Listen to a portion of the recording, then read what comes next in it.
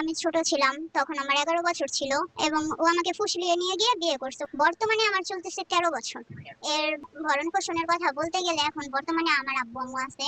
2 মাস relation করার পরে তখন ও আমাকে নিয়ে যায়, পালিয়ে নিয়ে গিয়ে একটা কাজের কাছে ঘরোয়া ভাবে বিয়ে করে। এই বিয়েটা হয়েছে একটা লটারির মাধ্যমে। যখন আমরা কোর্টে যাই, যাওয়ার পরে এই কাবিনটা দেখাই, তখন সবাই বলে যে এটা তোর বিয়ে হয় নাই, এতটুকু বাচ্চার সাথে সবাই চিট করছে। বিদেশে আমার মা যখন ছিল, ও আমার মাকে হুমকি দিত যে তুই বাংলাদেশে আসলে তোরে মাইরা ফেলাবো। আমার আব্বু গাড়ি চালাইতো রাস্তাঘাটে, বলতো যে তুই যেইখানে যাবি তোরে যেইখানে পাবো ওইখানেই মাইরা ফালায়া থুয়া দিমু। তো ও আমাকে বলছে যে চলো, আমাদের দুজনের ফ্যামিলিতে একজনও মানবে না, তুমি আমার সাথে চলো, আমি তোমারে নিয়ে যাই। তখন এই সবের পাশে ছিল ওর ভাই, ছিল ওর খালাতো ভাই, ছিল ওর বেস্ট ফ্রেন্ড ছিল বিপ্লব, এবং অয়ও ছিল। ওর আরো 2-3টা ফ্রেন্ড ছিল। সবাই মিলে আমারে নিয়ে গেল কেরানীগঞ্জ এক জায়গায়। ওইখান থেকে আমাকে আবার নিয়ে আসছে। যখন এই সবের মূল কারণ হচ্ছে ওর মা সবকিছু জানতো, কিন্তু তখন আমার আব্বু আম্মু কিচ্ছু জানতো না। আমার আব্বু যখন থানায় জিডি করলো, তার 5 দিন পরে ওর মা আমাদের ফোন দিছে। ফোন দিয়ে মানে ওরে বলতেছে, তখন আমি পাশে ছিলাম না, বলে যে বাবা তুই ওরে নিয়ে আয়, ওর বাপে তো পুলিশ আনছে আমাদের বাসায়, তুই ওরে নিয়ে আইসা পর। তখন ওর মা ওরে যখন এই কথা ফোন দিয়ে বলে, তখন ও আমারে বলে যে আচ্ছা লো আমরা বাসায় চলে যাই, তোর বাপ মা অনেক দুশ্চিন্তা করতেছে, কি করতেছে, তোর আম্মু বিদেশ থেকে কান্নাকাটি করে।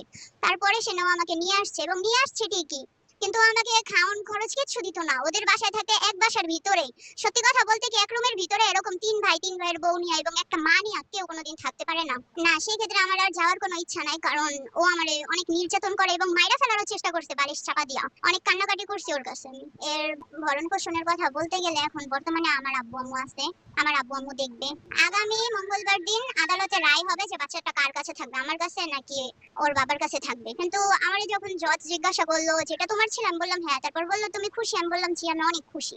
এরপরে এবার আর রায় দেওয়া হলো না, কিন্তু সামনের মঙ্গলবার অবশ্যই রায় দেওয়া হবে। এটা হয়েছিল ফেসবুক থেকে, এবং ধরেন 2 মাস রিলেশন করার পরে তখন ও আমাকে নিয়ে যায়, পালিয়ে নিয়ে গিয়ে একটা কাজের কাছে ঘরোয়া ভাবে বিয়ে করে। কিন্তু কাজীটা মানে কিরকম ওইটা জানি না, কিন্তু এই বিয়েটা হয়েছে একটা লটারির মাধ্যমে। যখন আমরা কোর্টে যাই, যাওয়ার পরে এই কাবিনটা দেখাই, তখন সবাই বলে যে এটা তোর বিয়ে হয় নাই, এতটুকু বাচ্চার সাথে সবাই চিট করছে। তখন আমি আর বুঝতে পারি নাই।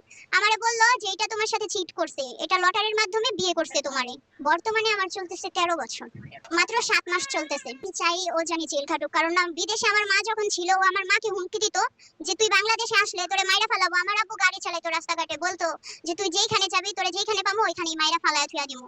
এইসবের কথা বলতো, অনেকই করতো, মানে খারাপ ভাষায় যে বিচ্ছিরি ধরনের আমার আম্মুর সাথে গালাগালি করছে। ওর মা ও পর্যন্ত, আমার আম্মু বাংলাদেশে ছিল না বিদেশে ছিল, কিন্তু ও অনেক খারাপ ভাবে বিচ্ছিরি গালাগালি করছে।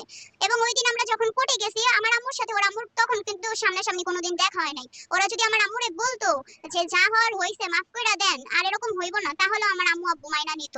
কিন্তু ও যেরকম করছে ওর ফ্যামিলি সহ, মানে ওর মা তো আমার আম্মুরে বলতেছে তুই কে, তোরে আমি নিচে দেখা নিমু, অনেক খারাপ ধরনের কথা বলছে। আমি যখন চইলা যাই তখন আমি ক্লাস 6 এ ছিলাম।